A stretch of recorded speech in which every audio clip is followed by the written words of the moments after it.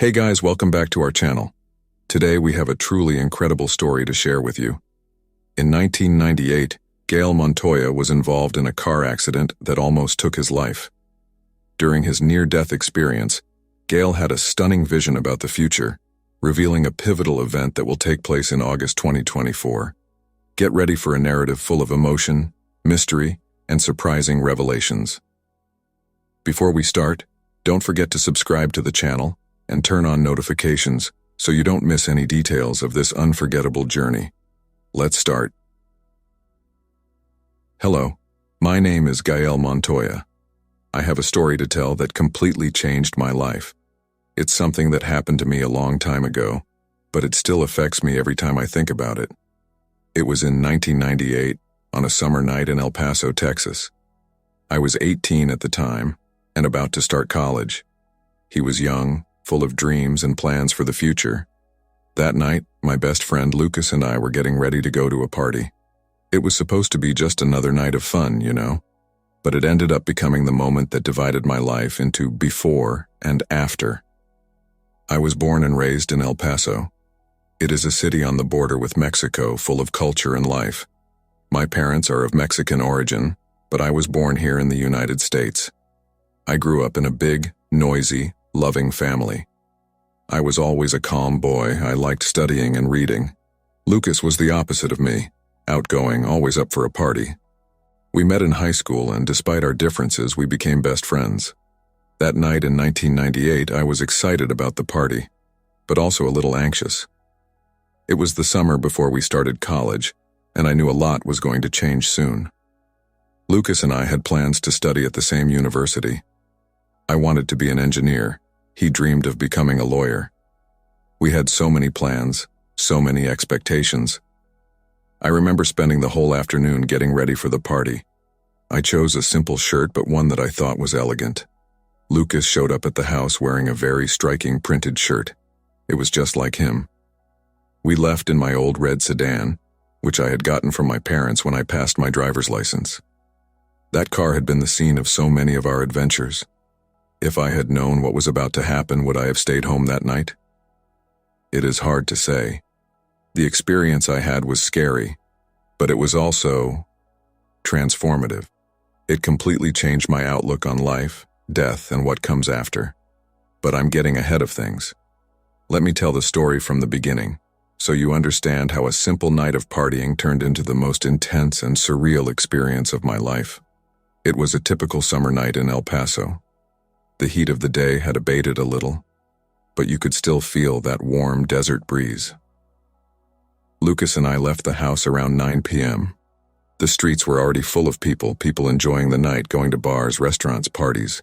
I remember we turned the car radio onto the highest volume. He played Latin music that was popular at the time. Lucas sang loudly, out of tune, and I laughed. We were so carefree, so happy. The party we were going to was at the house of a friend of ours who lived on the other side of town.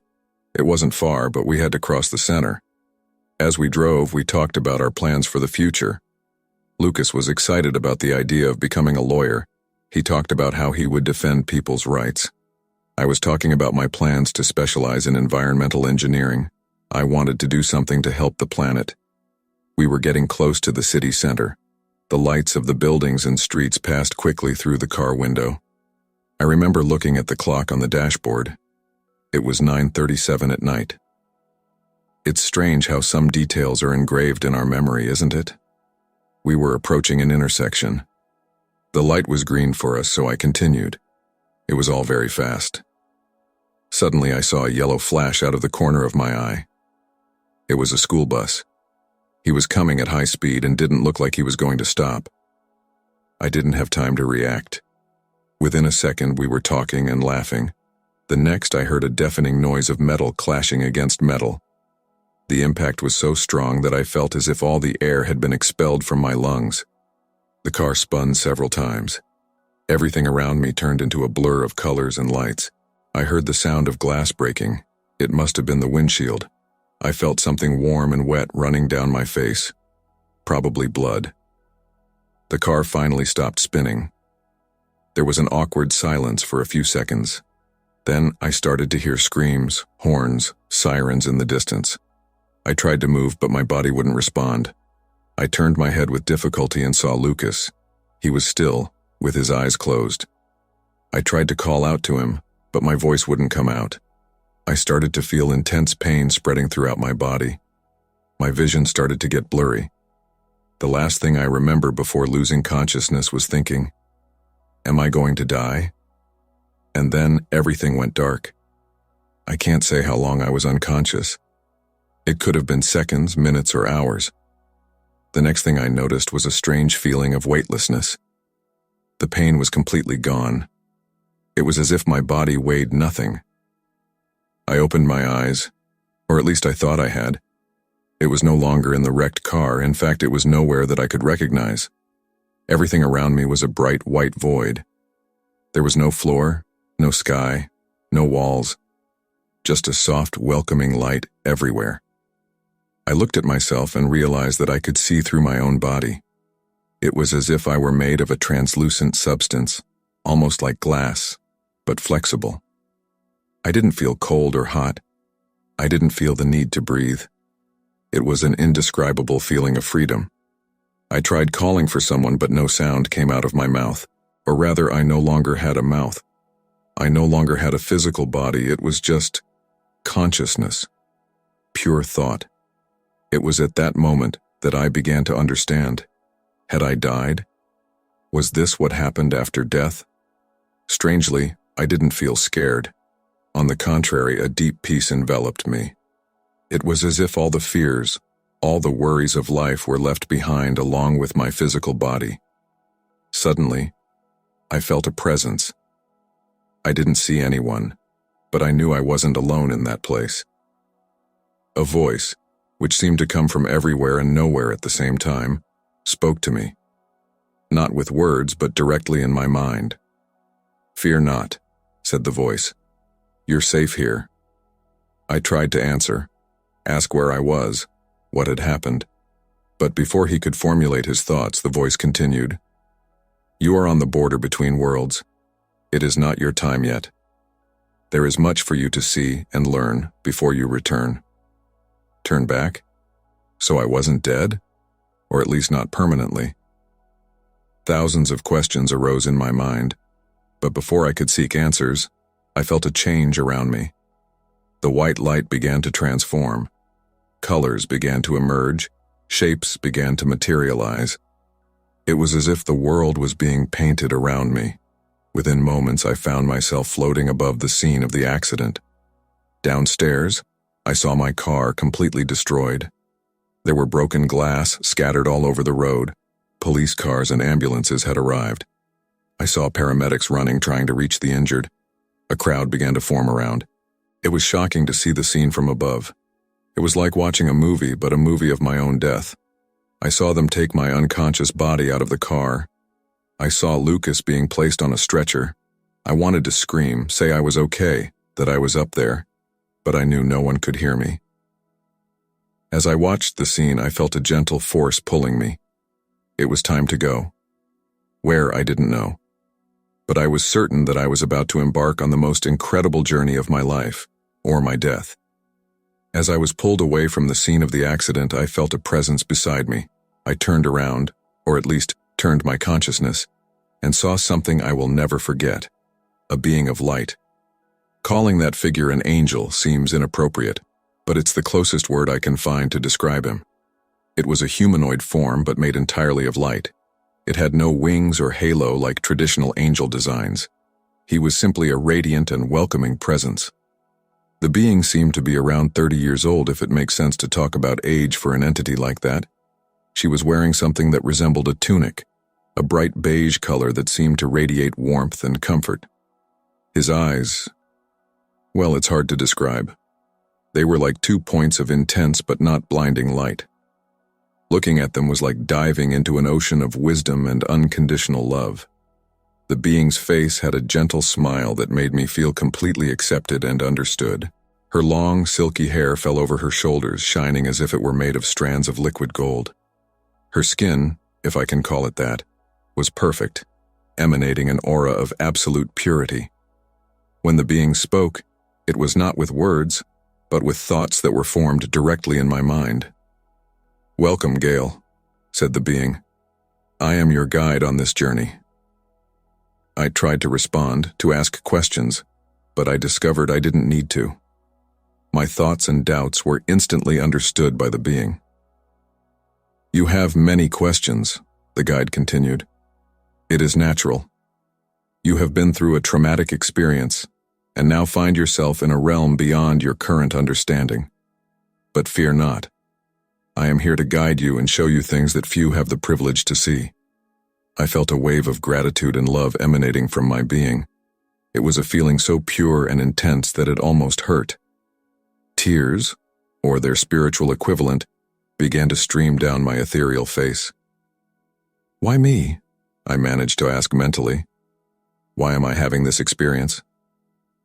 The guide smiled even more affectionately. "Each soul has its own path, Gale. Some need this experience to grow, to understand greater truths about existence. You were chosen because you have an important role to play in the future. What you will see and learn here will shape not only your life, but potentially the fate of many others." I was surprised and a little scared by this revelation. An important role? It seemed hard to believe. The guide must have sensed my hesitation because his light became even more warm and comforting. "Don't worry about the burden of responsibility now. Everything will become clear in due time. For now, just watch and learn. Are you ready to begin our journey?" I hesitated for a moment, but then I felt a courage I didn't know I possessed. I nodded, or at least I thought about nodding. "Then come," said the guide. "There's a lot to see." And with that, we started moving. I wasn't walking or flying in the traditional sense. It was more like space itself was moving around us. We were about to embark on a journey that would forever change my understanding of life, death, and everything in between. As we moved through the ethereal space, I began to see something forming in the distance. At first, it seemed like just a glimmer on the horizon, but as we got closer, I realized it was much more than that. It was a city, but not an ordinary city. It was a metropolis made entirely of light. Imagine the most impressive skyscrapers you've ever seen. Now imagine them built from material that looked like liquid crystal, glowing with all the colors of the rainbow. The structures did not seem solid like the buildings we know. They undulated gently, as if they were alive and breathing. There were bridges of light connecting the buildings, and what appeared to be vehicles of pure energy moving between them. "What is this place?" I mentally asked my guide. "This is one of the many cities on the spiritual plane," he replied. "Here, souls who have completed their journey on Earth come to rest, learn, and prepare for their next experiences." As we approached, I could see figures moving through the city. They were like my guide, beings of light in vaguely humanoid forms. Some appeared to be talking in groups, others were alone, apparently in deep contemplation. "The souls here do not have physical bodies as you know them," my guide explained. "They take on forms that are comfortable for them, based on their memories and self-identity." I noticed that some of the figures looked brighter and more defined than others.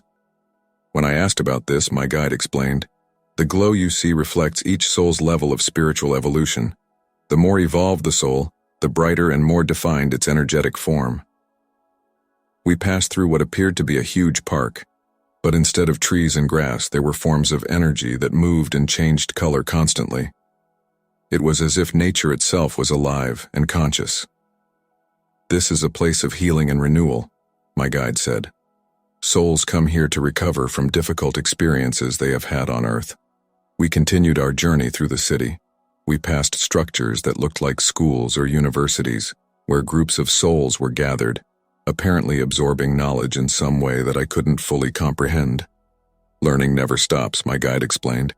"Even after leaving the physical plane, souls continue to evolve and acquire wisdom." At one point, we passed something that looked like a huge amphitheater. Thousands of beings of light were gathered together, all focused on a central figure that radiated a light so intense it was almost difficult to look at directly. "What's going on there?" I asked. "That is a very evolved soul sharing knowledge and experiences," replied the guide. We could call him a spiritual master.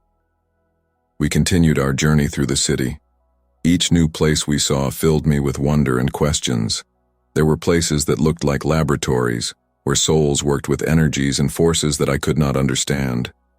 There were spaces that resembled art galleries, but the works were made of light and pure emotion. Creativity and expression are key here, my guide explained. Every soul has the opportunity to explore and expand their talents and passions. As we watched all this, I noticed something curious.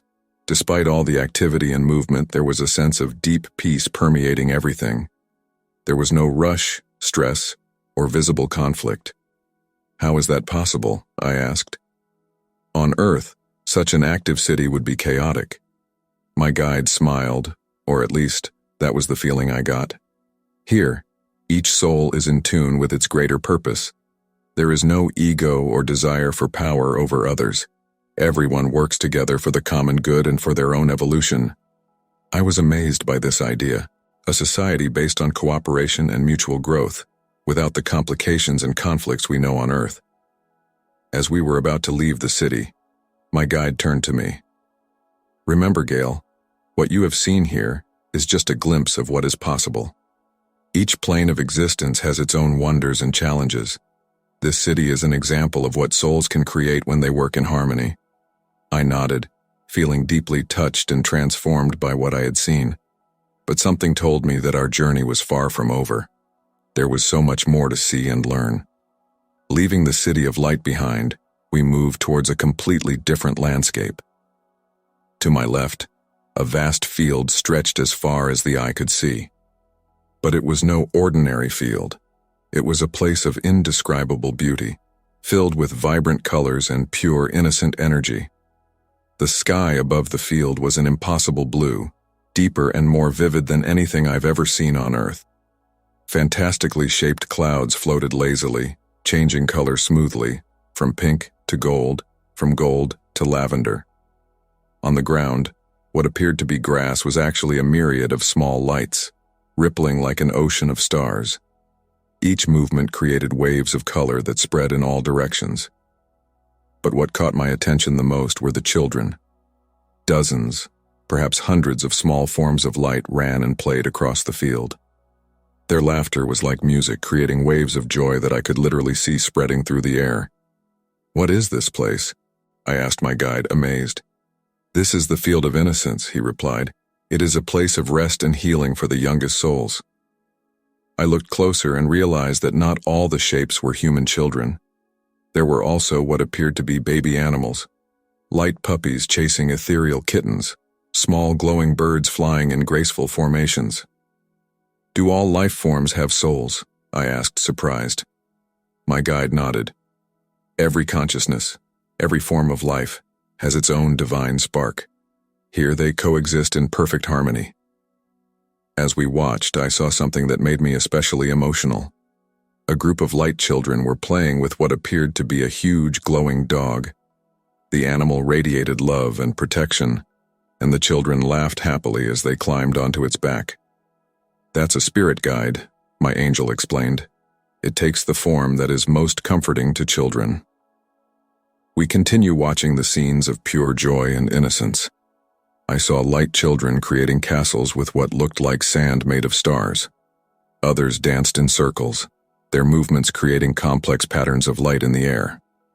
"Why do some souls come here instead of the city we saw before?" I asked.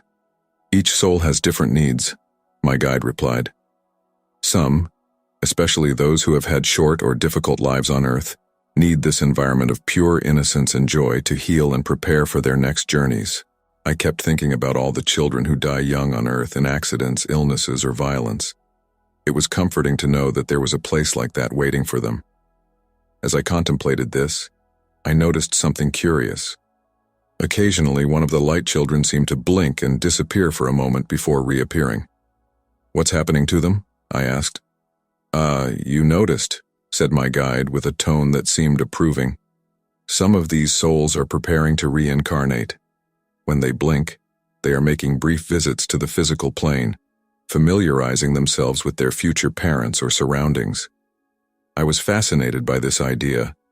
The idea that souls could come and go between the planes preparing for new lives was both strange and comforting. Before we left the field of innocence, my guide turned to me. Remember, Gale, the purity and joy you saw here exists on every level of existence. On Earth, you sometimes forget it, but it is always there, waiting to be rediscovered. I nodded, feeling deeply touched. As we drove away, I took one last look at the glowing field. The laughter of the light children echoed in my consciousness, a reminder of the pure joy that exists beyond our earthly understanding. Our next destination was a place that made my student heart leap with excitement. In front of us, a colossal structure resembling a library, but on a scale that defied the imagination, materialized. The building appeared to be made of a crystalline material that reflected and refracted light in impossible ways. Its towers rose so high that they seemed to merge with the sky itself. Large doors of pure gold opened silently as we approached. As we entered, I was left breathless, metaphorically, since I no longer had a physical body to breathe. The inside was even more impressive than the outside. Endless aisles stretched in all directions, filled with shelves that seemed to go on forever. But instead of books, the shelves were filled with what appeared to be scrolls of light. "Welcome to the Celestial Library," said my guide. "Here are recorded every life, every thought, every action of every soul that ever was." I was amazed. "You mean every person who ever lived has a record here?" "Not just people," the guide replied. "Every conscious being, every form of life, has its record here. From the smallest bacteria to the most complex civilization in distant galaxies." I looked closer at one of the scrolls.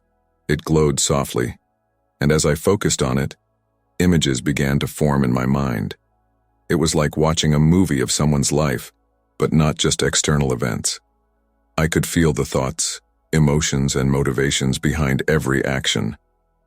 "Is this someone's life?" I asked, amazed. "Yes," replied my guide.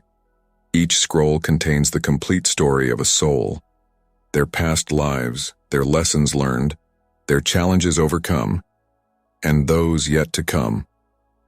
I noticed that there were beings of light moving around the library. Some seemed to be studying the scrolls intensely. Others were in groups, discussing what they had read. "Who are they?" I asked. "More evolved souls," my guide explained. "They come here to study to better understand the patterns of existence. Some are preparing to be guides for other souls. Others are planning their next incarnations." We walked among the shelves, and I felt more and more amazed. There were sections that seemed to contain the history of entire planets, of civilizations that had come and gone over billions of years. "How is that possible?" I asked. "How can all this information be stored?" My guide smiled, or at least that was the feeling I got. "What you see is only a representation that your mind can understand. In fact, this library exists outside of time and space as you know them. All information, all knowledge simultaneously exists here." We continued our exploration and came to a section that looked different from the others. The scrolls here appeared to be incomplete, with parts of them still forming. "This is the Lives in Progress section," my guide explained. "Here are the records of the souls that are currently incarnated." I got curious. "Is my record here?" "Yes," replied the guide, "but you are not allowed to see him now. Knowing too much about your own future could interfere with your free will and the lessons you have yet to learn." I nodded, understanding the wisdom of this.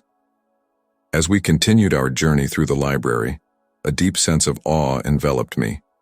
Here was the entire history of existence, all the triumphs and tragedies, all the lessons learned and yet to be learned. Before we left, my guide turned to me once again. "Remember, Gale, every action, every thought, every choice we make is recorded here. Not for judgment, but as part of the great tapestry of existence. Every life is precious. Every experience has value." We left the Celestial Library, but the images and sensations I experienced there were burned into my consciousness. I knew that somehow this experience would fundamentally change the way I would live my life from then on. Leaving the majestic Celestial Library behind, my guide led me to a space that seemed unlike anything we had seen so far. It was as if we were floating in a cosmic void, surrounded by distant stars and nebulae. "What are we going to see now?" I asked, feeling a mixture of anticipation and apprehension. "Now, Gale, you will have a glimpse of the future," my guide replied. "But remember, the future is not fixed. What you will see are possibilities based on humanity's collective choices." Before I could ask any more questions, the space around us began to transform. It was as if we were watching a 360-degree movie, but much more real and immersive. I saw scenes unfolding quickly before my eyes. Decades, centuries seemed to pass in a matter of seconds. I saw incredible technological advances, floating cities, flying cars, people teleporting. But I've also seen disasters, devastating wars, climate catastrophes, global pandemics. "It's a lot of information to process," my guide said, noticing my confusion. "Let's focus on a specific point. Focus on August 2024. I obeyed, and the images began to slow down. I saw more detailed scenes forming. It was summer, and the world seemed to be going through a time of great turbulence. I saw protests on the streets of big cities, people calling for change. I saw world leaders gathered together, arguing frantically. Then something happened. I saw an event. I couldn't tell exactly what it was, a natural disaster or something man-made, that seemed to shake the entire world. For a moment, everything seemed to plunge into chaos. But then, something incredible started to happen. I saw people from all parts of the world, of all races and cultures, starting to come together. It was as if that event had been a collective awakening. "What's going on?" I asked, amazed. "What you're seeing is a potential turning point for humanity," my guide explained. "A time when people realize they need to work together to overcome the challenges they face." I continued watching, fascinated. I saw amazing innovations emerging quickly, new forms of clean energy, technologies to clean the oceans, medical advances that cured diseases once considered incurable. But the most impressive thing was the change I saw in people. There was a new awareness, a sense of unity and shared purpose that I had never seen before. "Is this really going to happen?" I asked, feeling a mixture of hope and skepticism. "Like I said, Gale, the future is not written in stone," my guide replied. "What you are seeing is a possibility, a path that humanity can choose to follow. But it depends on the choices each individual makes, every day." I continued watching the scenes unfold. I saw advances in the understanding of human consciousness, people developing abilities that we would previously consider supernatural. I saw space exploration expanding, with humans establishing colonies on other planets. But not everything was perfect. There were still challenges, conflicts, problems to be resolved. However, the way people dealt with these problems seemed fundamentally different. "Why am I seeing this?" I asked my guide. "Why show me this specific future?" My guide seemed to ponder for a moment before responding. "Every soul who goes through an experience like yours has a purpose. Some are destined to make great changes in the world, others to influence those around them in subtle but equally important ways. What you are seeing is a reminder of the potential that exists, not just for humanity as a whole, but for you as an individual." I nodded, beginning to understand. "So when I get back, if I get back, should I try to make these things happen?" "Not exactly," my guide replied. "Your role is not to force a specific future to happen.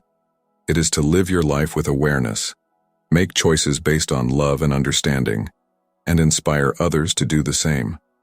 Sometimes the most profound changes begin with the simplest actions." The images of the future began to dissipate, and we found ourselves once again in the cosmic void.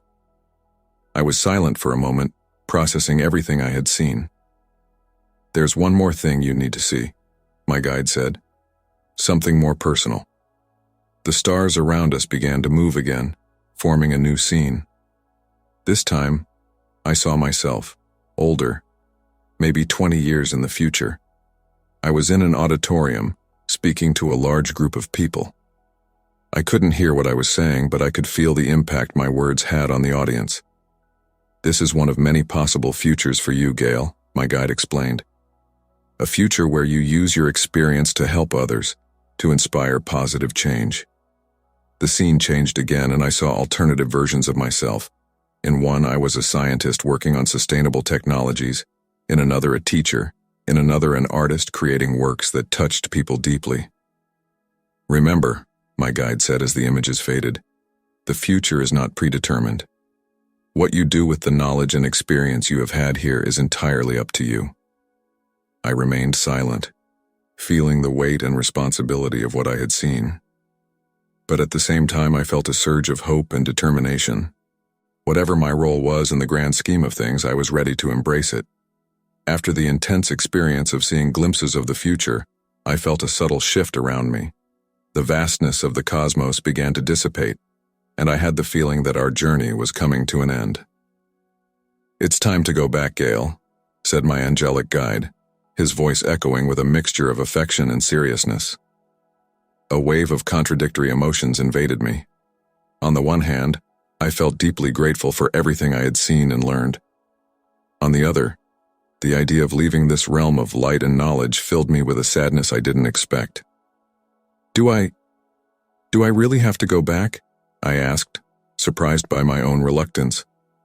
My guide smiled understandingly. "Yes, Gail, your journey on Earth is not over yet. There is much you need to do, much you need to experience and learn." I nodded, understanding the wisdom in his words, but still feeling a pang in my heart, or whatever the spiritual equivalent of that was. "What will it be like, coming back?" I asked, a little apprehensively. "It will be a transition," my guide explained. "You will begin to feel the weight of your physical body again. It may be a little uncomfortable at first, but it is a natural process." As he spoke, I began to feel a change. The lightness I had experienced throughout this journey began to give way to a feeling of heaviness.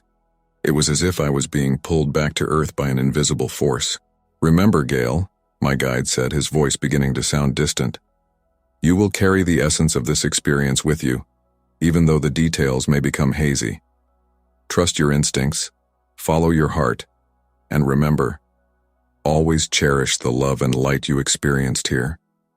I tried to respond to thank him, but I discovered that I could no longer form words. The feeling of heaviness increased, and I began to feel pain. A physical pain that I hadn't felt since the moment of the accident. The images around me began to dissolve as if they were being washed away by a wave of darkness. For a moment, I felt panic. I was losing my connection to that realm of light and knowledge. I was returning to the physical world with all its limitations and challenges. But then, in the midst of the darkness, I felt a last wave of love and comfort from my guide. It wasn't words, but a pure feeling of support and encouragement. I relaxed, allowing myself to be taken back. The transition was quick, and at the same time seemed to last an eternity. I felt like I was falling through layers and layers of reality, each one bringing me closer to my physical body. And then, suddenly, I opened my eyes. The bright light made me blink several times. Little by little, my vision came into focus, and I recognized where I was. A hospital room. The smell of antiseptic, the constant beeping of machines, the feel of the rough sheets against my skin. It all hit me at once. I tried to move and felt pain. My whole body ached, a cruel reminder of the accident. But he was alive. He had returned. A nurse entered the room and, seeing me awake, quickly called a doctor. Soon I was surrounded by a medical team, all asking questions, checking my vitals. But I barely heard them. My mind was still filled with the images and sensations of the journey I had just taken. I knew I had experienced something extraordinary, something that would change my life forever. As the doctors continued their work, I closed my eyes for a moment. In the darkness behind my eyelids, for a brief instant, I thought I saw a flash of light, a final beckoning from my angelic guide. I opened my eyes again, ready to face whatever came next. My journey back to life was just beginning. I spent several weeks in the hospital recovering from my injuries from the accident. It was a period of physical pain, but also of deep reflection. With each passing day, the memories of my near-death experience seemed to grow a little hazier, like a dream that fades as I wake up. But the essence of what I experienced, the lessons I learned, remained with me. The doctors were surprised by my quick recovery. They talked about a medical miracle, but I knew it was more than that. I felt as if every cell in my body had been renewed, energized by the light I experienced on the other side. Lucas, my friend who was in the car with me, survived the accident, but his injuries were more serious than mine. He was in a coma for several weeks. When he finally woke up, we discovered that he had lost memory of the accident and the days that preceded it. Part of me wondered if he had also experienced something similar to what I had, but he didn't remember anything. When I was finally released from the hospital, I returned home with a new perspective on life. The things that had once seemed so important, money, status, material possessions, now seemed insignificant compared to what I had seen and experienced. I began to notice little things that previously went unnoticed: the beauty of a sunset, the smile of a stranger on the street, the sound of the wind in the trees. Every moment felt precious, every interaction with another person an opportunity to share love and understanding. My plans for the future have changed drastically. Although I still wanted to attend college, my focus was now different. Instead of seeking a career that would guarantee me wealth and status, I began looking for ways to make a difference in the world, to help people, to foster the unity and understanding that I saw as possible in the future I was shown. I started meditating regularly, trying to reconnect with that sense of peace and unity I experienced during my spiritual journey. Sometimes during these meditations, I would have flashes of insight that seemed to come directly from that other plane of existence. My family and friends noticed the change in me. Some thought it was just a phase, a reaction to the trauma of the accident. Others were intrigued by my new perspective and sought my advice and opinions. Whenever I could, I shared the lessons I learned about the importance of love, compassion, unity. It talked about how every action, every choice we make, has an impact in the grand scheme of things. Sometimes people understood. Other times they looked at me skeptically. But I knew I was planting seeds that could one day blossom. As time passed, I began to feel a strong intuition about the future. I knew something important was going to happen on August 10th. I didn't know exactly what, but I was sure it would be something significant. As I prepared for this day, I continued to live my life to the best of my ability, trying to incorporate the lessons I learned into every aspect of my daily life. I knew that the future was not written in stone, that it depended on the choices we all make every day. Looking back on that summer night in 1998, I realize how an experience that could have been just a tragedy turned into the most significant and transformative event of my life. The accident that almost took my life ended up giving me a new perspective on what it really means to live. I don't know exactly what the future holds either for me or for the world, but I know that each of us has the power to make a difference, to contribute to a better future. And it is with this certainty that I face each new day, grateful for the second chance I received and determined to make the best use of it. My near-death journey may have ended that night, but my true journey, the journey of living fully with purpose and love, was just beginning. So, what did you think of this incredible story? Leave your opinion in the comments. Don't forget to subscribe to the channel. Activate the notification bell to be notified with each new video. Let's bring more people the hope that there is life beyond what the eyes can see.